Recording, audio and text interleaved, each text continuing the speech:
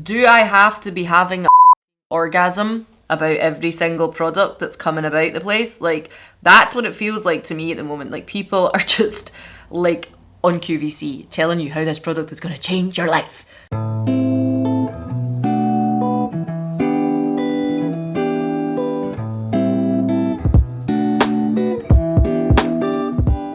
Hey, I hope you're all well. If you are new around here, then hello, it's lovely to meet you. And if you are returning, thank you very fucking much for coming back. My name's ALANNA, I'm a 36-year-old lady living in Scotland. That's where my accent is from. And on this channel, we predominantly talk all things beauty, skincare, haircare, lifestyle, travel, bloggery, vloggery, bullshit. Speeding through this intro today because this video is going to be a little bit of a rant, but also hopefully educational. I'm hoping that in sharing my views and opinions on influencer marketing and how it works and how I feel and what I'm looking for in content creation and what I'm looking for in reviews, who I watch, all that kind of stuff, my red flags, if you will spark a talking point for you. I hope that I will see a lot of kind of comments down below chatting about this. Please feel free to DM me about this. I got quite heated over on Instagram about this recently and went onto stories and was just like, and I am the kind of person who does have a relatively short fuse. Like, when something's like bothering me or annoying me or I have a talking point in my head, it's like I just want to get it out there straight away. That is the danger of Instagram stories. But I actually got a really good reception from that and I thought, you know what, fuck it, I am going to sit down and actually talk about this in a long form situation as well. So if you want to have a chat about what influencers should be doing and the ASA guidelines and all that, I have already linked all that down below. But also just a chat about the general consensus at the moment and what is happening on Instagram, TikTok and here on YouTube, then just keep on watching. There's a subscription button in the corner too. Make sure you hit that so you see newer videos, blah blah blah, all that other YouTuber bullshit. So today I'm going to be using the Cosmic Brushes Muse palette because I am trying to film a video and get so many looks for one palette. So I'm going to just apply this. We're not going to go into any detail about what's going on my face today. Influencer marketing. You know, when I started making this video, I thought, I don't even know where I'm going to go with this. I don't know how I'm going to start the video. Where will I take the video? I could probably speak about this till I am absolutely blue in the face. I feel like it's a topic that in recent years has certainly become more of a hot topic, especially recently with the whole like Michaela Nogueiro thing and the mascara gate, and I feel like people are a little bit like, oh my god, like the influencers are all lying to us, and I'm just like, this isn't new. This isn't new. And I think as well, like I have a lot of people message me on Instagram about this kind of topic all the time. And they'll be like, it's really annoying how you see people who clearly are not disclosing ads and stuff like that. I feel like on this channel, I try my best to keep within what the guidelines are, what the rules are, that kind of stuff. I am going to link down below the ASA and CAP or CAP guidance for the UK. I believe in America, you guys are the FTC. Is that right? I think it is. I'm going to link them all down below. Influencer marketing has really only been around for a decade, maybe? I want to say that. About a decade, 15 years if you're lucky, right? So it's still very, very new. And to lots of people who do this and class themselves as creators or anything like that, they are probably a little bit more aware of the legalities of it, what goes on, how it all works, that kind of thing. But for Joe Blogs on the street who doesn't really, like, I don't think my mum, for instance, would be necessarily aware of these types of things. She might watch the odd video, she might see the odd thing on TikTok or whatever. I don't think she would be super duper aware about it though. So I feel like this is something I want to talk about because I think a lot of people aren't aware of what the guidelines are. Now, I am not an expert in this field. There are a lot of people who are able to talk about this kind of stuff much better than me, with the likes of the Welsh twins and their podcast. I think they've covered topics like this loads. And I think as well people like Jen Loves from Jen Loves Reviews, or now just Jen Loves, she talks about this kind of thing all the time as well and is a lot more kind of researched than me. But I have read the ASA guidance, but I feel like it can be very vague. Or what I mean to say is it's very vague and very specific at the same time, which seems like a fucking bonkers thing to say. But I feel like it could be interpreted differently. I think it's so vague in the fact that it says, oh, if you are doing this, this and this, then you need to put ad in front of things, or you need to put ad where people can see it. All those kind of things aren't going to change. If you have been paid by a company to give a review of a product, then it's an ad. If you have been sent a product by a company and they have said, listen, we want you to mention this, this, and this in your media that you're creating for this, then it's also an ad, even if you haven't received any monetary exchange for that. The way that the tax man will see it is that you have taken the product as your payment to create that media. However, if you are sent something in PR, what have you, and it has not got any kind of obligation to post about it, or they don't have any control over what you are saying about the product, then that does not have to be an ad. I am going to put a little, I think it's like a flow chart here that is in the ASA guidance. Very, very useful if you're unsure about what you're posting. But I feel like as well, a lot of the time I see people putting disclosures of ad or PR or gifted, which honestly, gifted, it literally says in the ASA guidance, like, don't use words like that. Just put ad or sponsorship. I will let you look at the ASA guidelines because I don't think these are stupid. But it's always been a bugbear of mine if someone kind of says all this stuff, they've put the video up, they've done the reel, they've done this, that and the other, and then just at the bottom of the caption, whether it's TikTok, Instagram, whatever, you see star gifted, and I'm like, that is just a little sneaky in my book. Now, they're not actually doing anything wrong by doing that, as long as they haven't been paid and as long as the company have no control over what they are putting out. But I feel like it's a little disingenuous, and I know people will disagree with me on that. I do not have to put ad, PR, and put descriptions on my screen legally, especially because I have not been paid by any company and they are not having any control over the opinions that I'm putting out about the product. But I feel like as if I need to put something on screen because for me personally, that just feels the most kind of honest way to do things. A lot of other creators that I watch, they do kind of similar stuff or they always mention it.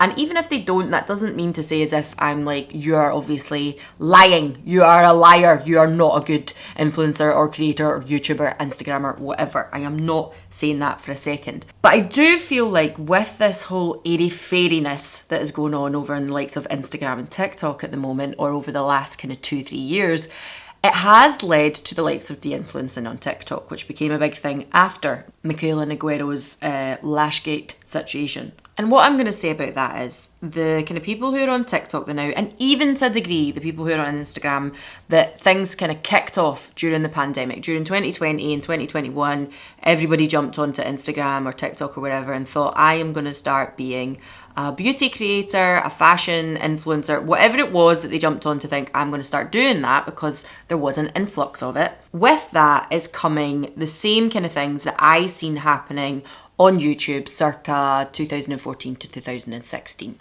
The problem that I have at the moment, especially with TikTok, is that people are kind of missing the whole essence of what is de-influencing.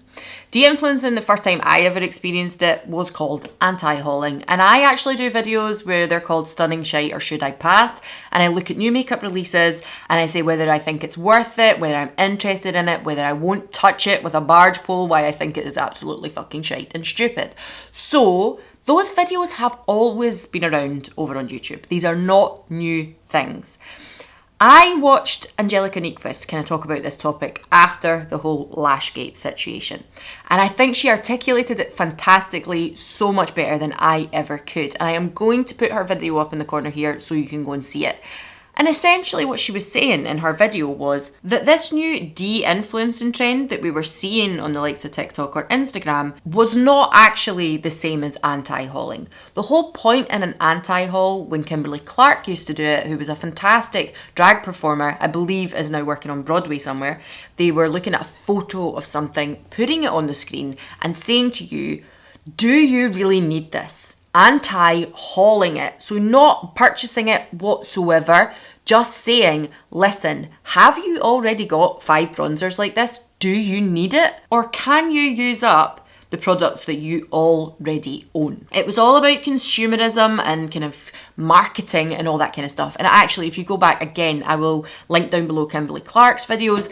If you go back and watch those videos, they were very educational and informative. They weren't just coming on and being like, this product's shit. That wasn't what they were doing. And I find on TikTok at the moment, that is a lot of the things that were going on, and even on Instagram to a certain degree. And recently I think people think, especially over on Instagram, that's what I'm doing. And I'm not. So the reason I'm making this video is to defend myself a little bit, but also just to chat to you about kind of red flags and what I feel is someone that you would want to trust with your influencer type situation and who you're going to for your reviews. And don't worry, we're going to get into the ins and outs of it. I am not going to be throwing nobody under the bus. I am not going to be saying anybody is right or wrong or that anybody is a big fat liar. I'm not going to be doing that, I promise. So taking it back to Angelica's video, what she was saying was, what people are doing now is picking up a product, trying it, and maybe they haven't liked it. Maybe it's not worked for them. And then they're coming onto TikTok and being like, 10 products that you should not buy, they are not worth it. I have done regrets videos. I have done lots of videos like that in my time and said when I thought something wasn't worth it. But if you're doing it in short form on TikTok or Instagram like that, there are two ways to look at this. You can do it in the negative form, saying like, don't buy these 10 products. Or you can be putting out 10 of my favourite products. And the problem with short form and long form is I do not think there is enough time in an Instagram reel or a TikTok to really go into a descriptive kind of reasoning and opinion as to why you like or don't like something, especially if you're doing 10 products at a time. And what Angelica was saying was that essentially this is not anti-hauling, this is not de-influencing, it's just a review. It is just a product review. And there are plenty of people out there already doing that. But it's become a trend almost to say, oh, these top 10 things are wonderful, these top 10 things are crap. And especially at the moment, the top 10 crap thing is getting a little bit more views because it's a little bit more shock tactic. It's a little bit more like, oh, we've not seen people do this here before. Not on TikTok or Instagram anyway, because there is so much saturation with people saying that they fucking love everything that they are using or everything that they are trying. And I have to admit that I feel a little like that too. I felt like that for a little while. Maybe it's because I have already had the experience of watching YouTube for 10 years or so. I feel like Instagram and TikTok has become very QVC. It's very much like, you know, I'm going to pick up this product. It doesn't mean to say that there's anything wrong with this product from Pearl, but it's very much like, oh, the new Best Cream Bronzer. I'm going to try it out today, put it on my face. Wow, look at the difference. And then there is no in-depth review of how it applied. Did it work for you? What's the colouring like? What's the texture like? Is it worth spending your money on? Or have you already got something like it? Etc. Like there is no in-depth chat about the product. It's just a simple, oh, like, even now, I see some people doing product videos and there's nothing wrong with it, but it's literally just them showing the new product and being like, ooh, look at the new unboxing. 60 seconds of that. No chat about the product, just that it's a new product. I know my friend Annie will appreciate it when I say those kind of videos. I just, aesthetically, nice to watch, but I don't quite get them. It's just me, that's just my personal opinion. And I have done videos like that before, but what I feel like is, personally, what I try to do is I might do a little unboxing video, things like that on Instagram in a reel, because people want to see reels now, people want to see TikToks, they want short form content. But I will always bring the product over here onto YouTube and tell you in depth what I think about something. So if you're only following me on Instagram, you might see things that I've spoke about in Reels before. Let me just use this for example. This is the Amuse Shoe Velvet lipstick.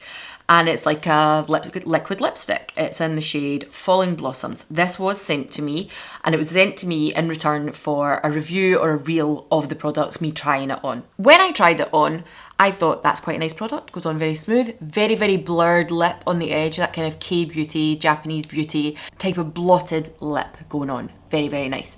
But now, after using it for the better part of a month, I am going to include that into my monthly roundup and tell you, I probably wouldn't purchase any more of these. I probably wouldn't purchase this. And if I'd spent my own money on it, I'd have been a bit like, meh. It's quite drying. I'm not really enjoying it on the lips. I feel like I have better products that do a similar thing. And I think it's important to share the different kind of views you have. It doesn't mean to say that everybody else is going to think the same as me. You might try this and you might absolutely love it. It might be your favourite lip product you've ever tried. You might try it and from the get-go, as soon as you put it on your lips, might think this is absolute garbage. You might have a completely different view from me trying it on the first time. You'd be like, this isn't my kind of product. It just depends. So I am not for a second saying that someone who is ultimately always positive in their reviews is a liar. And I'm not saying that someone who is always negative in their reviews is a liar. I think we need to have a little bit more of a mixture of things.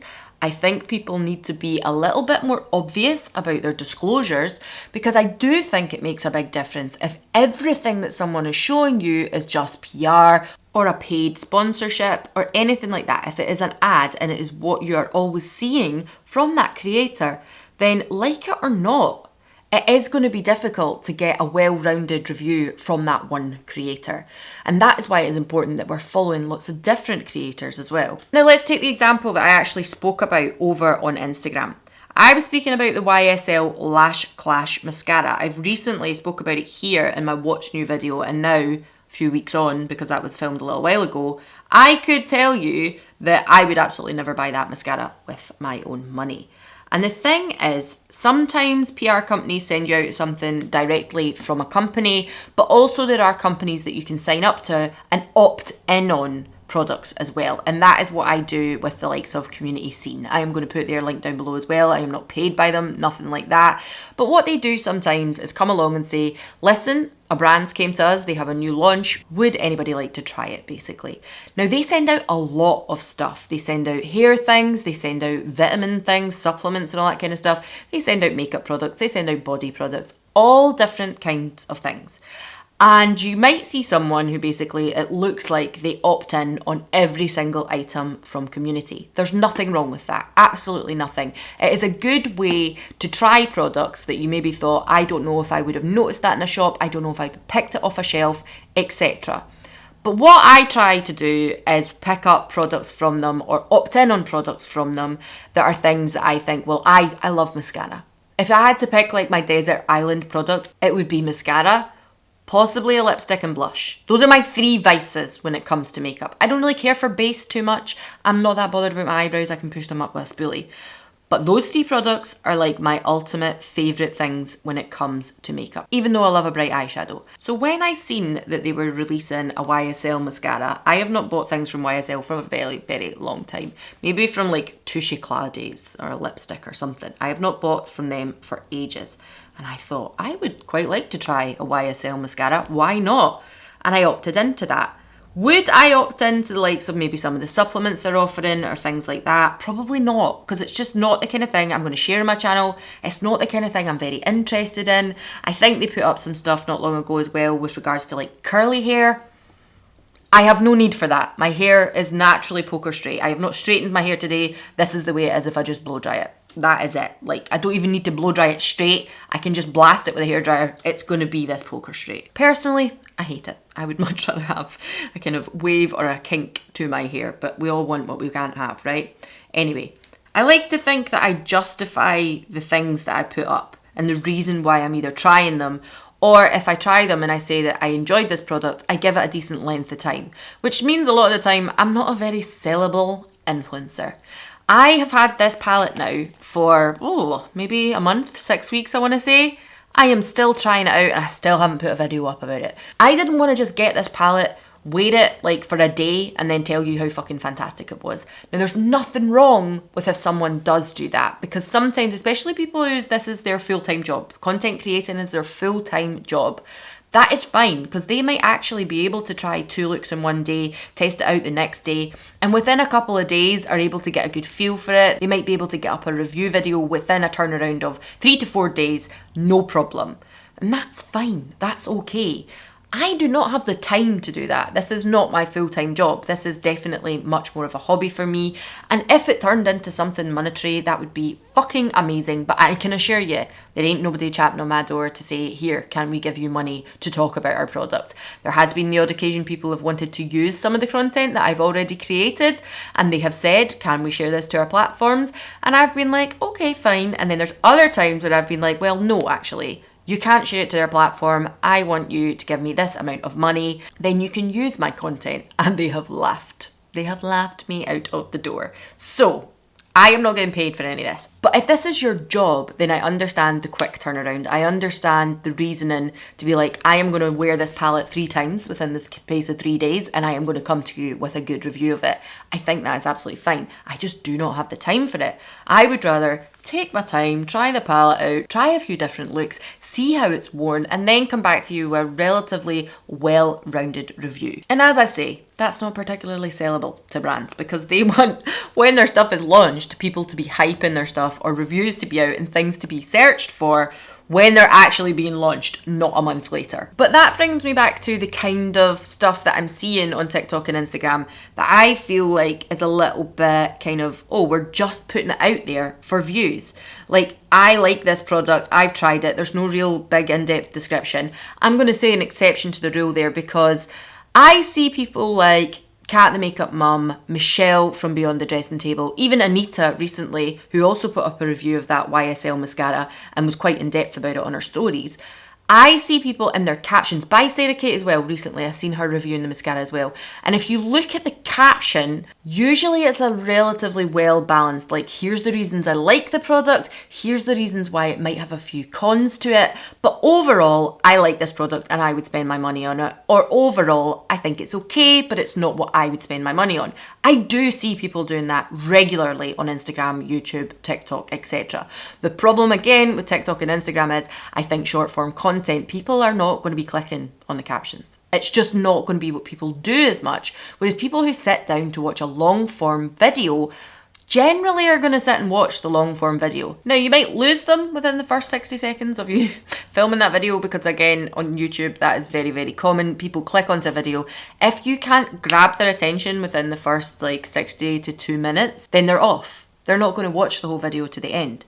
But if you can grab their attention, then they are more than likely going to sit and watch through the whole video and they will get to hear a more well-rounded, like, here's the reason I like it, here's the reason I didn't like it, here's why it might not be something I'd pick up again, here's the reason why I'd look into something else, blah, blah, blah. And that's why I am a fan of long form content. It is my favourite kind of content. I love sitting down and chatting to people. I love sitting down and listening to people who put this kind of content out there because I like to get that parasocial relationship. You're kind of starting to feel like you know the person, whether you can trust the person or not. And I find that is a very difficult thing to do on Instagram, especially if you're only putting out positive reviews or negative reviews. You need to have a little bit more well-roundedness.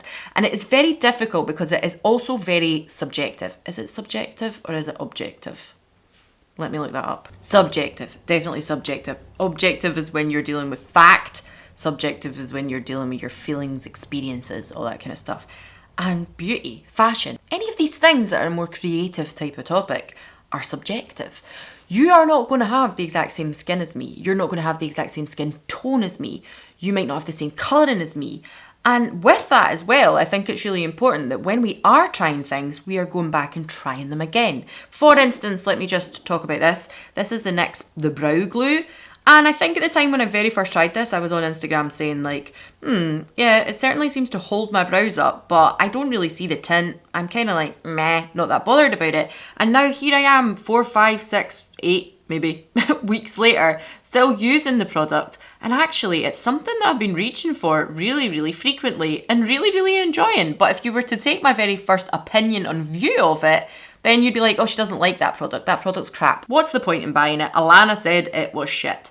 And that is not the situation. It's not the situation for any one human being, whether they are a beauty influencer, a creator, or fashion-y person, any of those things. Like in daily life, we can change our mind on things. And I think that's really, really important because equally, what would be the point in buying something and just automatically thinking like, oh, I bought that, I spent 30 quid on it and it's shit.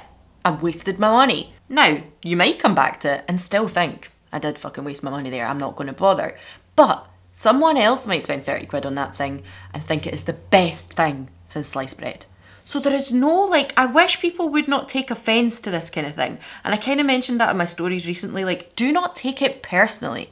I did have a friend reach out to me and kind of defend the fact that there are people who will only put out positive reviews because that is the kind of personality they have. That's what they want to put out on their own space and their creator who wants to just have kind of positive reviews and nice reviews and saying why they enjoy a product. They don't necessarily want to put out negative reviews. And there's nothing wrong with that either. There is nothing wrong with it. But I don't want people to take it personally if I see someone who's only liking absolutely everything that they put out. To me, that's a red flag.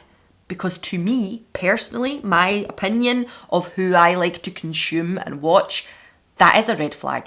That's something to me that would put me off watching that person's content or continuing to consume that person's content if all I was seeing from them was positive stuff. And that seems so silly because I know there's a lot of people out there who'll be like, all right, okay, there, Mrs. Grumpy Pants, like you just want to put out all this negative stuff.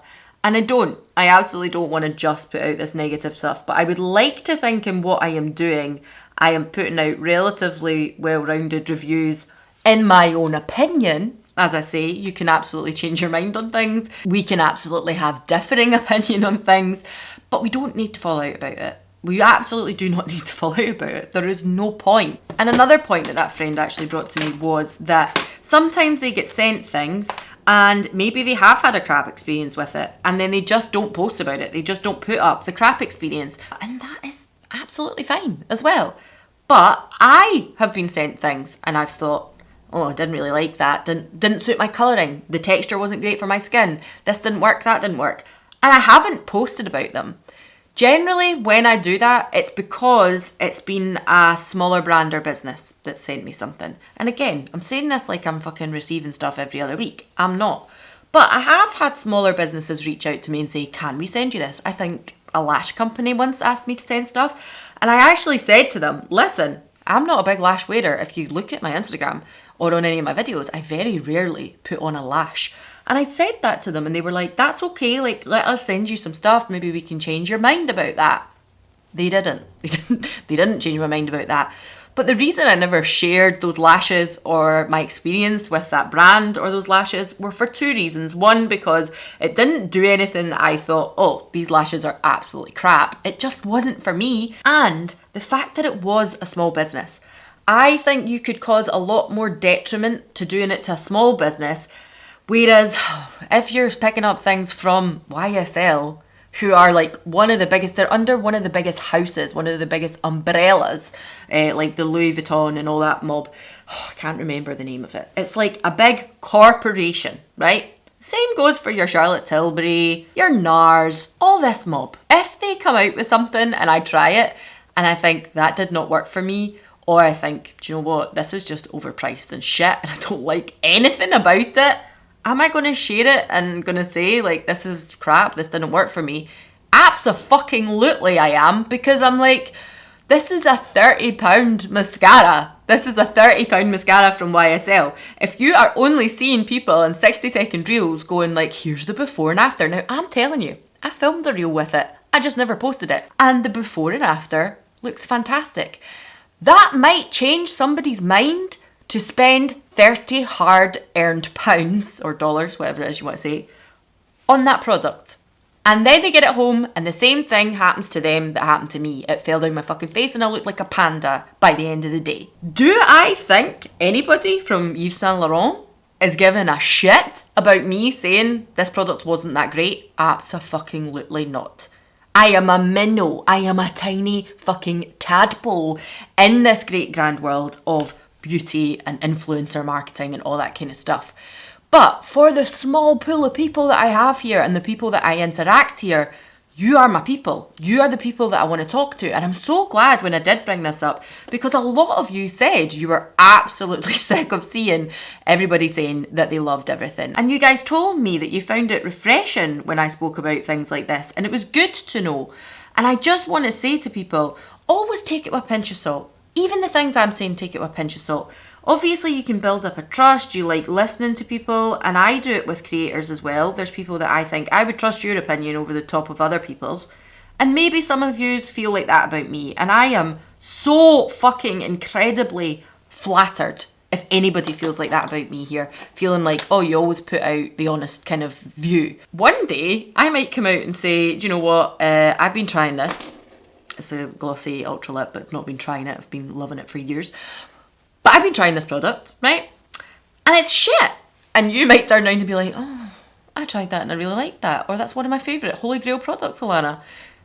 It's okay. It is okay. If you like, it's fine. We might just have a different technique to our makeup. We might just have a different preference to what we like to wear as a lip product. So it is absolutely fine. But am I going to stop giving my honest reviews or just putting out positive things just to get brands to send me more stuff, to seem a little bit more sellable and things like that? Absolutely fucking not. And I'm not saying that people that do just put out positive reviews and things, that is their goal. Absolutely not. Judge what it is you want to put out there if you're someone who's similar. And also, if you're someone who is consuming this content creation, you have to judge, well, why did I go to this person? Why is it I listen to their reviews? What is it about their reviews or their videos or their Instagram reels, any of that kind of stuff?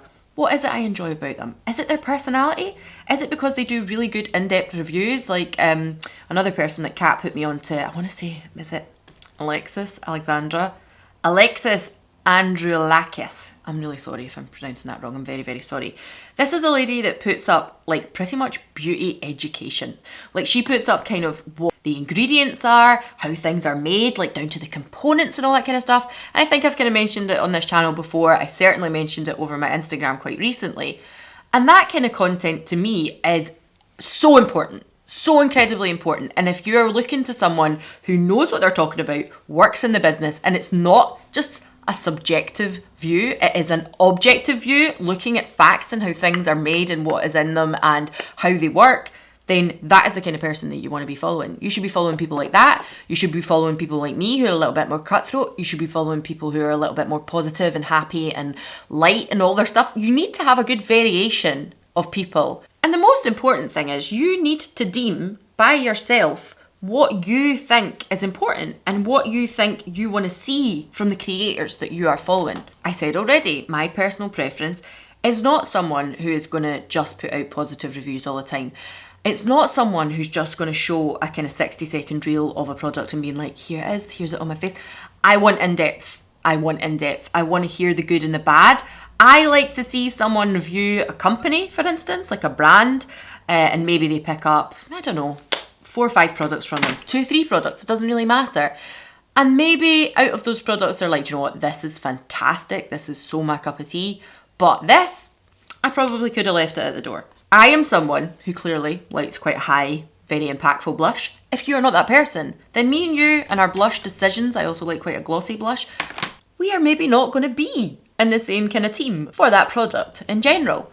But if you are watching me and you know that these are my preferences and we have opposite preferences, it also tells you what you might need to be steering clear of. It also tells you that, oh, well, Alanna's got dry skin and she likes a glazed blush and she likes this. And if she's enjoying that product, it probably means that I won't. And use your brain. Like, just think about it. Okay, you like my videos, you like what I'm putting out there. But if you are someone who doesn't like a cream blush, don't buy a cream blush because I'm telling you it's good. Because you probably are never going to like a cream blush. And again, you can change your mind on that. I'm pretty sure like there are cream blushes that are very, very different that I think would suit both. Like people who are like, I'm not very sure about cream blush, and people who absolutely love cream blush. There are such variations and opinions and it's so subjective. So please, please do not take what I say. Make sure that you're watching varied creators. I think over on Instagram and TikTok at the moment, not everywhere obviously, but it's all become a little too serious. It's all become a little bit too like, this is the best, like it's like Charlotte Tilbury. Like, oh Charlotte darling, you're going to love this product. Can I not just say it's alright? Can I not just say, do you know what, it's okay, it's not a bad product? Do I have to be having a fucking orgasm about every single product that's coming about the place? Like, that's what it feels like to me at the moment. Like, people are just like on QVC telling you how this product is going to change your life. It's not going to change your life. It's going to tell you that, you know, you maybe look a little fresher today, you maybe have a brighter eye colour today, it's keeping your eyebrows in the right place, your eyelashes curled. It's not going to change your life. None of it is. So I enjoy watching people who are a little tongue-in-cheek, people who are a little bit more down to earth, and people who aren't afraid to say, I tried this and I didn't like it. Or, I tried this and I tried a dupe from Primark, and the Primark one is fucking better and it's cheaper. I feel like at the moment people are almost scared to talk badly about these big brands, and it's a business. They don't give a fuck about you. They just want to make money. Like, they literally don't care. And there's the problem, I think, with a lot of people who maybe feel like this is the kind of thing they want to come into to do as a full-time job. If that is your aspiration and your goal, I would never ever knock you for that. If this is something you really want to do, go for it. Absolutely go for it. Make the most of it. But what I would say is try and keep your integrity. Don't just be saying that something's fucking fantastic because you've been sent it for free for a company and maybe you genuinely do like the product. I'm not saying that you're lying, but maybe something else they send, they're like, oh, we'll send you over this now as well because you gave such a shining review of the last thing and you don't like it. Don't be scared to say you don't like it in case they don't send you something again. Fuck that. Fuck that. Like, I can buy my own makeup and make my own decisions, and I am here to help people do the same thing. I do not want people wasting their hard-earned cash on things they don't need. And do you know what I'm going to tell you about just in 2 seconds once I've finished my mascara? This product from Merit. I had a video on Merit. It is up here in the corner. And as a whole, all of the things that I picked up from Merit, I've really enjoyed. I probably have had them now for about 6 weeks, I want to say, as I film this. And I have not been able to put them down. I took them away on our little break with me. I have really enjoyed using all the products. I like the aesthetic of the products. It's all eaten up into the marketing of me because I think it's fantastic. But this happened today, literally today. This happened today. This fell out. It's just broken and fell out. Now, here's a well-rounded review. This is an expensive product. This is not a cheap product. This is not like you going into Boots and buying a concealer that's a £5. It's quite pricey. It's a beautiful component. I can see why there's been more money spent on it and why it is a higher price tag. But if it keeps breaking like that, that needs to be resolved by a company.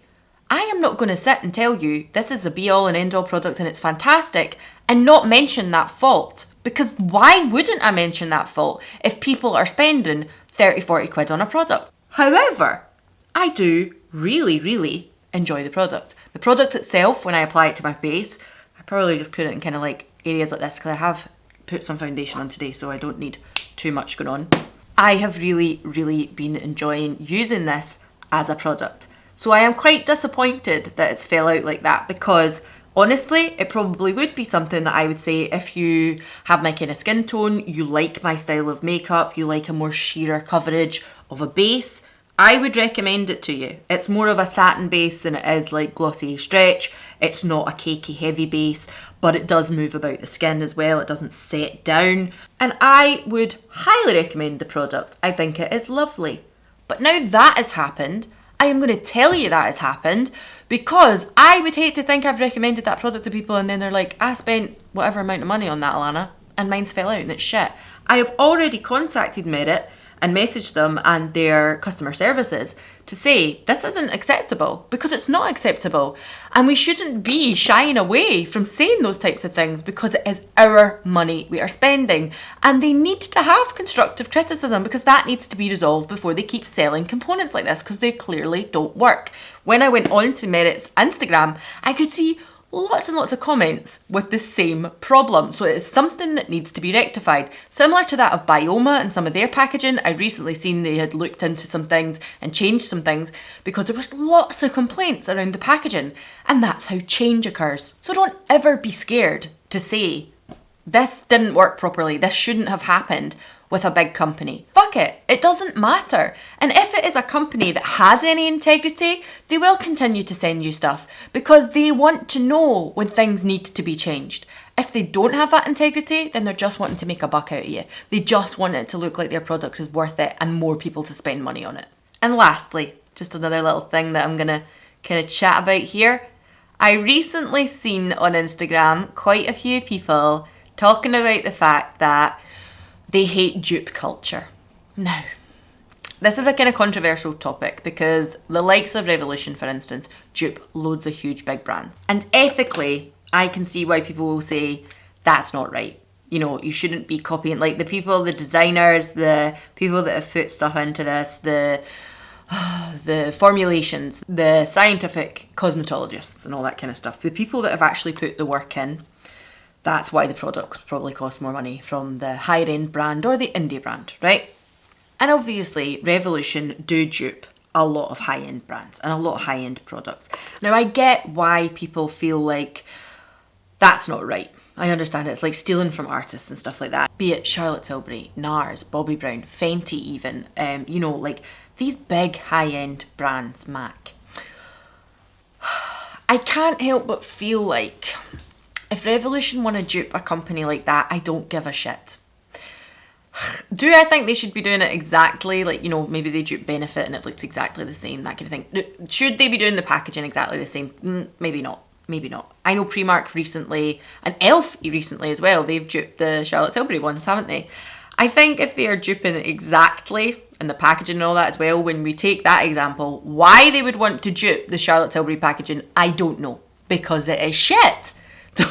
It's one of the worst applicators. It comes out everywhere. By the time you've had it a few months, it's just a mess. Like all this, like why anybody would want to dupe that packaging, I don't know. But does it bother me that Elf have duped Charlotte Tilbury? Absolutely fucking not. Because we need to remember that economically, everybody's financial situation is not the same. It just isn't. But people who have less money, people who are not in the same financial situation, or maybe people whose priorities are different from ours, like me and you who like to buy a lot of makeup, does not mean that those people are not entitled to try nice things. And if that person gets the same amount of joy from picking up the Elf one and they put it on their face and they think it looks just as good as the Charlotte Tilbury, maybe they've never even tried the Charlotte Tilbury, but it makes them feel good, fucking let them feel good. Fucking let them. And I think people coming online and being like, dupe culture is just ridiculous. Like, why are we doing, you know, you're entitled to buy face cream at £100. It's brilliant, blah, blah, blah. You can't even comprehend comparing this to one that's a fiver. I'm not on board with you. I'm sorry. I think I've had budget options over the time that are much better than high end. And I have had high end products over the time that I think are fantastic. I think each product should be viewed differently, but we should also be open to sharing like for likes and slight dupes and similarities in products, because it is very, very ignorant to presume that everybody can go and buy a £50 foundation or a £50 face cream or an eye cream or a fucking £50 lipstick. Very, very presumptuous, and just goes to show the reality of you are not aware of what is happening in this country or in the world at the moment with the economic crisis and the cost of living crisis. I think we need to be able to look at all options and say, this is a really high-end one, I enjoy it, and if you want to spend a little bit of money and treat yourself, go for it, it's great. But this is also a little bit lower end, only costs a £5, and it's very, very similar. And here's the reasons why it's similar, and here's the reasons why it's not similar. Of course the packaging is different, of course the formulation maybe isn't going to last as long, but honest to God, if you're happy to reapply your lip oil every now and again, this one will probably do the job. Whereas this one maybe will last a little bit longer and feel a little bit more bougie. Those options need to be open, and we should be comparing options like that. I don't see what the fucking problem is with that. And as I said, it's only been recently on Instagram and TikTok that I've seen people have problems with that, and I'm a little bit like, you guys are getting sent a lot of expensive shit. Maybe you just need to wind your neck in and shut the fuck up. Sit down. Thank you. Oh, you've been working with a company for the last 2 years? Maybe that's why you think it's worth it spending £100 on a lipstick or a face cream or whatever it is that you want to spend your money on. Make your own choices, people. Have varied opinions and varied views, and consume lots of different opinions and views, and think about the people that you would say you trust on platforms like this. Think about the people that you're watching, and have a little think about whether or not they are also adhering to the ASA guidelines and the FTC guidelines, all that kind of stuff as well. Recently, you will have noticed that I have stopped putting ad before I put anything PR on the screen. That is because I simply don't need to. But also, I just feel like I still want to be able to let people know that this has been sent to me. So I will continue to put something on the screen, even when I maybe don't legally need to do that. But just familiarise yourself with the ASA guidelines. I think it's really, really important to do that. I don't think anybody's doing anything wrong, But again, on a platform like Instagram, I feel like even if something has been sent to me with no obligation to post about it, I am going to put that like ad/PR. I'm going to put that right up top. It doesn't maybe need to have ad next to it, but I'm still going to put that next to it up top, because for me, that's where my integrity lies. If my audience stops trusting me because they think all I'm doing is putting out PR stuff, or all I'm doing is saying something is fucking fantastic, and I don't have my kind of cutthroat style anymore, and I don't have my varied views and opinions anymore, the most important thing about doing all this is your audience. And you guys, to me, are the most important thing. That's not me being all lovey-dovey and YouTuber being like, I love you guys. I don't know a lot of you guys, but a lot of people speak to me in the DMs on Instagram. A lot of people speak to me in comments here, and I have big conversations with people all the time.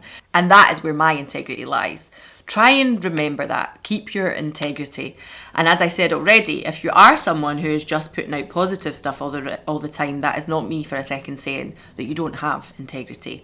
I am just justifying the reasoning why I do what I do, and I hope you understand that, and why I watch who I watch and what I look for in my content creators. But anyway, that is where I'm going to leave this video. Obviously, this is the look that I have created with that palette. Hate my hair. I hate my hair on the day that I've washed it. It's so fucking straight and lank. But anyway, that is where we're going to leave this video, and I will see you all again in the next one. Please comment down below your thoughts, feelings, views, opinions. If you've made it to the end of this video, then I don't know, put some kind of springtime emoji. That would be good, because the weather is getting nicer. That would be great. And I will see you all again soon. Bye.